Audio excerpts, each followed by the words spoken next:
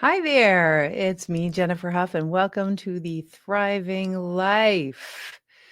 Today, we have the good fortune of being able to talk about really how your beliefs affect your biology, how what you eat. I don't know if you know this about me, but I used to run the largest holistic clinic in Canada, and how what you ingest affects your physiology and your biology. But what you ingest can include the air, it can include the food, and it can include thoughts, uh, and it also can include self-ingesting, meaning patterns that you have. And I definitely wanna get into the relationship of that. Imagine if you I would call that an epigenetic relationship, patterns or ways that you plug into life that affect your biology ongoingly. Welcome to the Thriving Life podcast. I'm Jennifer Huff. I'm on a mission to empower you with the knowledge, experiences, and tools to turn your dreams into reality. If you're ready for permanent shifts in your ability to stay unstuck, make glass ceilings your new floors, and want practical tools rooted in applied physics and neuroplasticity to live a life of fulfillment, this podcast is for you. Let's get thriving forward. Imagine that there are things that are affecting your health right now that you aren't even conscious of. You literally just think that's the way that you are, that's the way that life is. And if you could free yourself of them, you would up level almost instantaneously. That's really where I want to go today. Showing you some things that you didn't even know you didn't know, and maybe you would never have asked. Maybe some things you did know, maybe in passing, but you never actually let yourself fully integrate with them. And I'm going to use examples today. Some examples I'm going to talk about my life. There might be a couple of clients that I think of, but there's some stories I'd like to share that are perfect examples. One that's alive and well for me actually today. Little bit about the science of youthfulness, little bit about some daily habits that you can do, and last but not least, not so much mindset shifts because other people do that kind of stuff. What we're interested in is having your right brain have a conversation with your left brain about the entire paradigm you have for life so that the paradigm, which will actually change the beliefs, which will then change your mind. And that will change your biology. So imagine that you can go to the highest level, change the paradigm, and everything else starts to shift. All right. Now, of course, at the beginning of every show, what do we do? How are you? We talk about how you are. What's your word for the day? Where are you at? What's going on? How you doing? It's a day. On this particular day of the podcast, there is an alignment of a whole bunch of planets.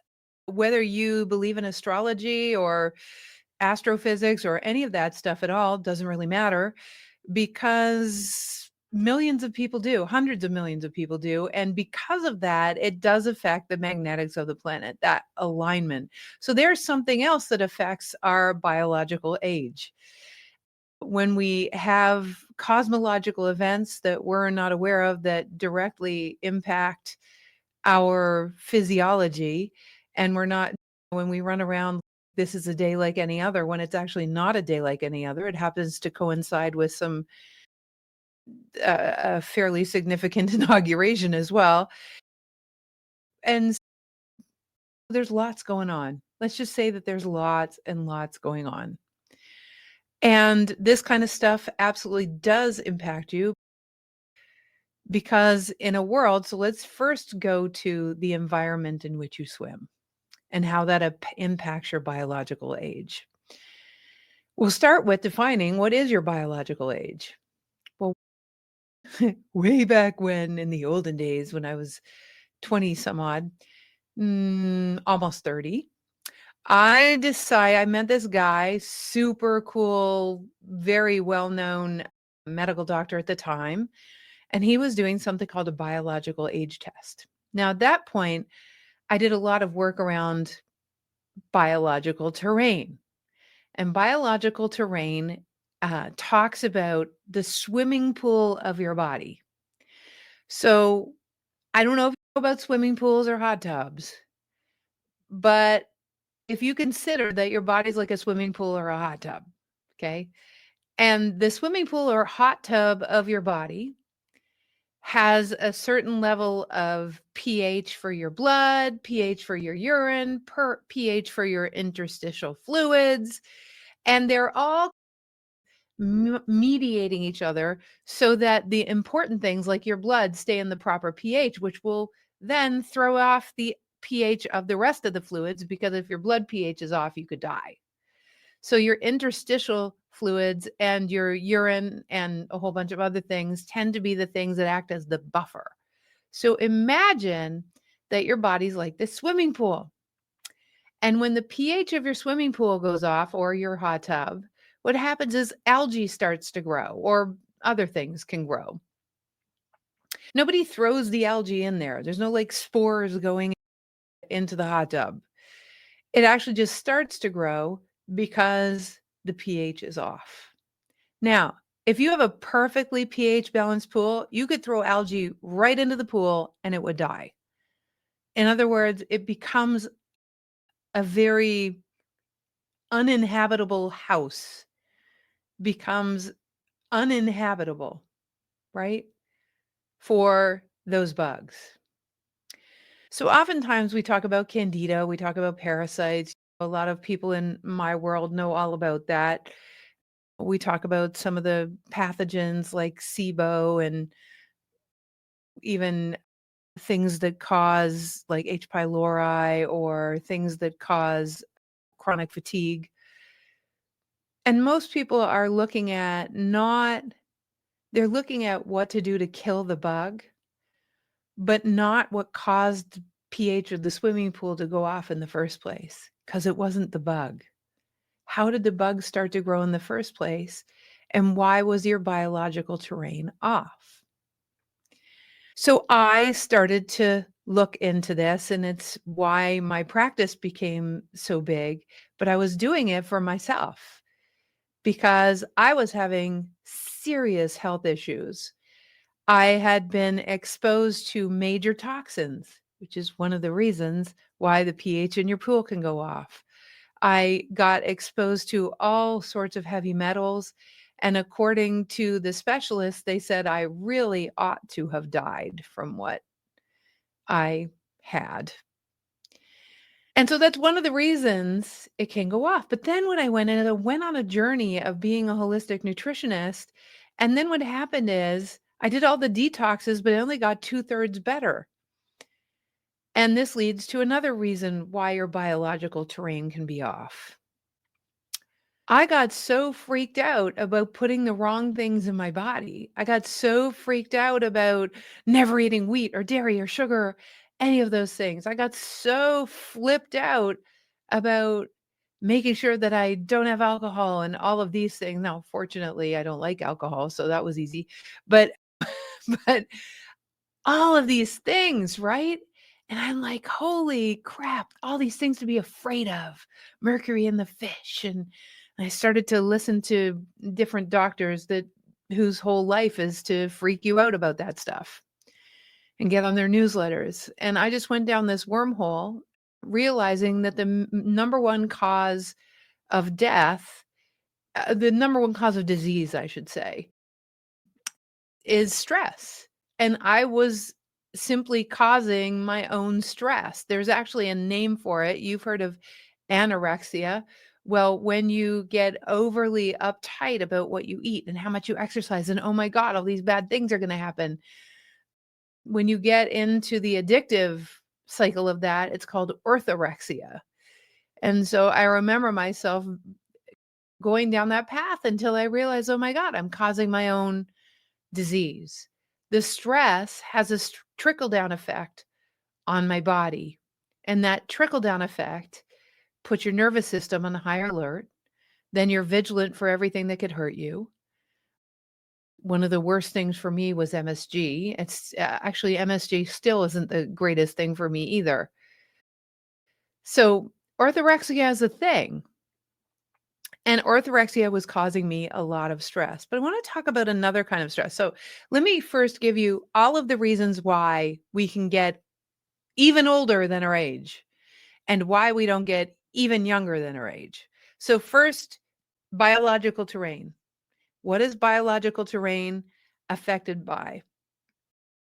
Biological terrain is affected by toxic exposures, not pathogenic exposures, because once you get toxic, the pH of your pool changes. That's when you start to attract the bugs. It's not the only reason, but it's our reason. You start to be a good house for the bugs. It's not that you attract them. It's that you if you'd even get exposed to a little bit. I think there's over 100 million pathogens that we're exposed to per day that our skin is so good at keeping away. But let me tell you, it's a lot of pathogenic stress that comes your way. Never mind the environmental stuff. Second thing is the way you plug into life, the way you think about life. So if you carry people and you're trying to be a good person, you're trying to get in front of to heaven, if you're trying to and you carry the weight of that, that will cause definite spiritual dissonance. And the spiritual dissonance is caused because creation, of course, wants you to have the most amazing life. You're an extension of that which creates. And so creation is wanting to have an experience in this world, right? The more out of alignment with the dream that's dreaming you, i.e., you're an extension of source. If you're an extension of source, then there's an alignment with source that you were born to be in and an expression of yourself that's most in alignment. And how you're in that alignment is because life is effortless, that everything is coming to you, that it's all happening really well. Another thing, and those kinds of things are going to cause what I call epigenetic issues. It's going to trigger over time. That kind of stuff will create the biology that triggers the genes that you don't want to express. Genes, for the most part, can't trigger. You can have the breast cancer gene, but if you don't have the biochemistry that triggers that gene, and the biochemistry is a direct result for the most part, 93%, it's as according to Bruce Lipton, the geneticist, for the most part, you can control 93% of that of what happens in your body, which means that this idea of a genetic predisposition is true. But if you change your mind and the way you plug into life and you do a lot of personal development and deep work, what happens is you start to free yourself of the thinking ancestrally that triggers those genes, right? And definitely read, or I would watch the video about Biology of Beliefs by Bruce Lipton on that subject. It's one of my favorite people. All right. I'm going to talk about one of those today. And then we're going to go into, of course, there are foods, but you got to look at how much foods have to do with how you're feeling about yourself. I know you know what I mean. How many more cookies or chocolate or ice cream or whatever it is do you eat? How much more of that stuff do you eat when you're actually not feeling confident in yourself? But let's go back to confidence because for me, it's so foundational. It's why my practice got so big because I started looking at the psychoneuroimmunology, the epigenetics, and the biophysics of what happens in our bodies, not just the food stuff. When I felt empowered with food, so the empowerment was almost as important with the food as the food when I got exposed to those toxins, and that empowerment got me 2/3 better. I was in the right mindset, and I did all the cleanses, and then of course it took me over, and I had a very mild form of orthorexia, which manifested more things wrong, right? Okay, I wanna share with you a little thing that came up in the last week. In the last week, we had a couple of technical things that were fairly huge. And I've been looking, some of you know that I've been looking at there's a predisposition in my family around the thyroid. But mine is more immunological. I have a little thing immunologically right now, and I'm attracting all the right people and all the right stuff to take care of it. However, I absolutely knew that there was a deep-seated paradigm shift that needed to happen, because there were some ways that I was plugging in with my sweetie. There were some ways that I was plugging in with one of our staff. There were some things happening, things happening in the background around. There was my health stuff, and then there was something that I've been working on a project with someone else, and there was some stuff going down with that, and I thought, it's all bringing up the same kind of feeling within me. It's a feeling of lack of safety in the world. It's a feeling, I wanna change the world so that I can feel safe.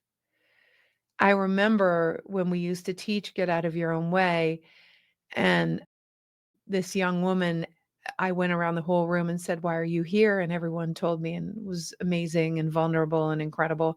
And then the 18-year-old whippersnapper in the room, I had an 81-year-old and an 18-year-old. I love that they had transposed ages. And the 18-year-old said, "Jennifer, why are you in this program?" And I went, "What now?" And then I realized it's so smart. And before I could think about my answer, the truth came out. I'm doing this program, of course, because I want to build bridges, but in building bridges to understanding life from the perspective of the thriving operating system, what happens is the world around me gets better and I have more people to play with. And not only does it become a safer world, but it becomes more rich and fulfilling in my world too, as people understand the physics of flow and fulfillment and meaning in life. And they shift to the thriving operating system. And I thought, wow, that's interesting. I really own that. It's not a bad catalyst to do something good in the world. Trust me, it's not, I'm not judging it, but I thought there was something interesting about it. Then what happened a few years later, and I'm sharing this with you because I want you to look in your life to see if you've ever done this. Have you ever done that?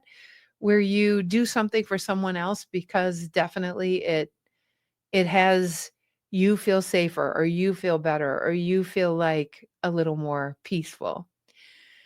Years later, I was doing something that was totally out of the goodness of my heart.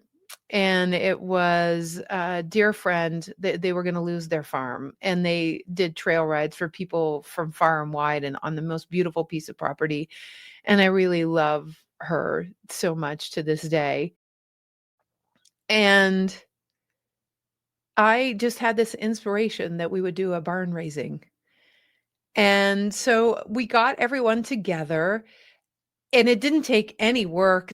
The big hardware company in Canada called Canadian Tire, they all donated stuff because I think they knew her. And then all the people that board their horses there, oh my gosh, they were all in. And then it was amazing. It was amazing. It was like miraculous. People bought backhoes and got free paint. And I just felt so good about it until a husband who worked in the banking industry, who was the husband of one of my clients, talked to her and said, she can't be doing that from the goodness of her heart. She's got to have an angle. So he emailed me directly and told me that I have an angle and that he'll never believe that somebody would do something altruistically. Now I get he's in the banking industry, totally jaded, but remember, this is like 25 years ago or whatever, probably something like that. And I didn't get myself as well as I do now. I didn't realize that people could be so jaded and cynical. And I spent hours every night for 2 weeks trying to convince him back then that, "No, I like, really, I am." And we would go back and forth, and he didn't wanna pick up the phone. He just wanted to be right that I was wrong. And I remember I just wanted him partial I was carrying the weight of the world. I'm like, Somebody who thinks that, we can't have that. We have to change his mind, right? So then I started carrying the world like we have to change his mind because he can't just pretty arrogant, innocent, really, if we look at it. I was being pretty innocent. But at the same time, I remember how traumatized I was by that. And it didn't really take away from the barn raids. It was amazing. We totally did what we set out to do. We put their farm back on its feet after some a neighbor really messed with them. So that happened. But I thought to myself, I worked through it a little bit, but recently I've noticed that same feeling is coming up. That feeling of unsafety, that feeling of people being every man for himself, that feeling of, and I realized, and that feeling of people needing to protect themselves and making sure that they're collecting evidence for how wrong I am or how how I can't possibly. Has anyone had this? Have you guys had this where someone really didn't get you and you fought for a little bit for them getting you and maybe even carried it? Well, I realized what was underneath that is, again, I'm going back to trying to save the planet. And when you try to save the planet, it's a form of carrying. And when you carry stuff, your nervous system is going to be affected. Your thyroid eventually is going to be affected. When you feel responsible for the weight of the world, like a lone wolf responsible, or nobody else gets it, there's a cost to that. There's a cost to your body because that's not how it works. And when we start donning paradigms that aren't how it works, what happens is your body's going to tell you every symptom in your body. We developed a technique called the Yesence technique. And we do that in our semi-annual. We actually teach people how to do it. But every symptom in your body is a communication. And so there's a lot of things today. The planets are aligned. That's a big event. We've got an inauguration, which significantly alters the way the world has worked, right? I don't care what side of the fence you're on, doesn't matter to me at all, right? And then we've got, so the pot's being stirred that way. Then we've got, it's the beginning of a year. Then we've got quantum computers, AI. We've got all sorts of things that are causing life to speed up. So there's this soup that's like being stirred. And in this soup that's being stirred, there's something called perturbation. And perturbation means there are a lot of variables, there's a lot of cards in the air. And it causes the nervous system to be a little on red alert. And when your nervous system, even if you don't know it, and I realized all the things that happened to me last week, everything, all of it was a lot.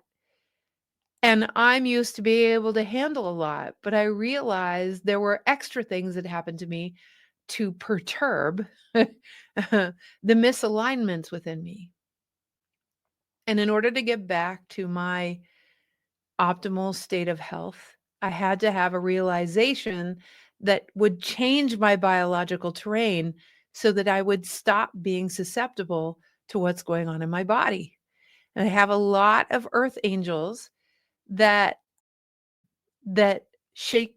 You end up with people who will shake your tree. They're like these earth angels that even if you don't appreciate how they're being, even if they make your eye twitch, it doesn't matter. It's pointing to something. And what it was pointing to for me, that I could feel my biological terrain start to shift almost instantly when I got it, is that it is not mine to carry the world. It's not yours either. It's mine to do what my piece of the puzzle of heaven on earth is designed to do. As someone gave their word earlier, Their word was actually presence. When you're in presence, there's only doing what presents. There's only doing what the marriage of life, your forward trajectory, and what the dream that's dreaming you, and what the future is calling for. There's only when the confluence of those three things come together, then you're going to be inspired to action. But you don't need to carry the weight of the world. Consciousness is already completely in and of every single molecule and atom of everything that exists. The awareness of all that is already exists. Showing up in the present moment means you're showing up for that confluence where anything you need to know, anything you need to do, anything that life is calling to you is going to actually happen because you're not being pulled by shoulds, musts, and have tos that are giving you biological symptoms. Now, what does this all have to do with biological age? How do you reverse your biological age? It is actually what we're talking about today that often is a major root cause, because until you shift the way you plug into life, like I did actually today, that's why I was excited to share with you today, like I did today, through getting that life already has me. It doesn't matter that people misunderstand. People do not have to get me. It doesn't matter that everyone's in harmony in the short run. In fact, sometimes when things aren't in harmony, sometimes it's time to have a conversation. Sometimes it's time to take space. Sometimes it's time to let go. Because the major thing that matters for your biological terrain, remember your pH, is your peace, your alignment. It's not to say that oftentimes having a deep conversation to come to a deeper understanding of life, like I did this morning with my dear colleague, Susanna, it's not to say that having a deeper understanding doesn't change your way of plugging into life, but sometimes the conversation isn't forthcoming yet. Sometimes the person you need to talk to isn't ready yet. Sometimes maybe they will never be. But your internal peace, your frequency, your alignment with you matters more than anything else, because that's what has you be motivated to eat the things, to have the conversations, to drink the things, to put the air purifier on that you got on sale because you were so in your presence. Everything comes down to your presence. Last but not least, I bet you thought I was going to talk about food first. Of course, it matters what you drink. There are definitely 5 foods that generally don't do anyone a service eating them, in that they tend to affect the pH in your gut the most, which then can give way to things like dysbiosis. In other words, you're supposed to have 3 to 6 pounds of good bacteria in your colon, and dysbiosis means you don't. You have some other kind of bug. And that's because your swimming pool's off.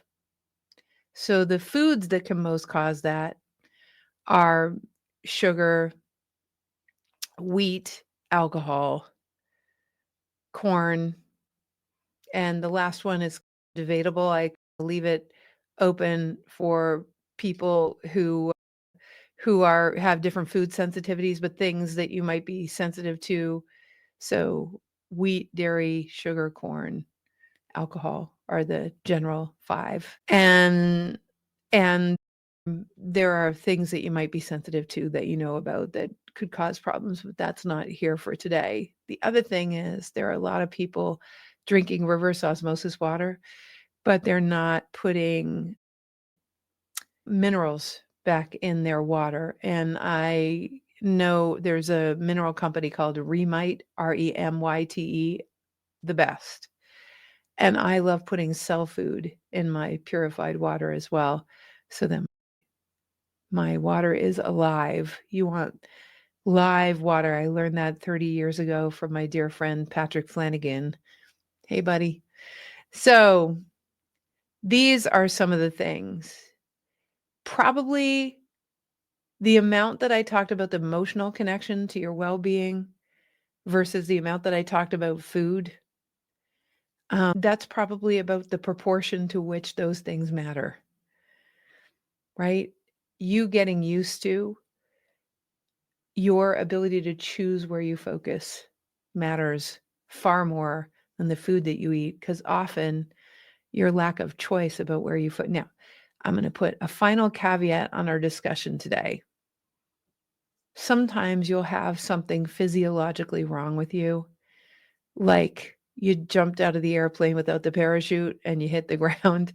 So there's something that got broke on the way.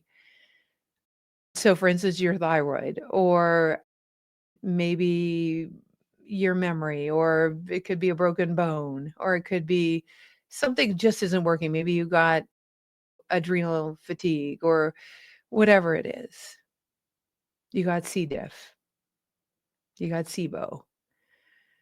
When you're there, it actually requires extra help to repack the parachute so you can get back up in the plane. And so know that my experience is that shifting that kind of stuff with thoughts alone is, you actually need some physical help to, what I call, it's your organ cushion. It's to reinforce your organ cushion so you don't just have this much cushion in your body and the littlest thing sends you over the edge of the cliff.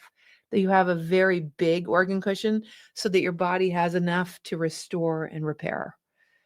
So hence I was in a hyperbaric chamber yesterday, but there'll come a point where my body has enough and it has everything it needs.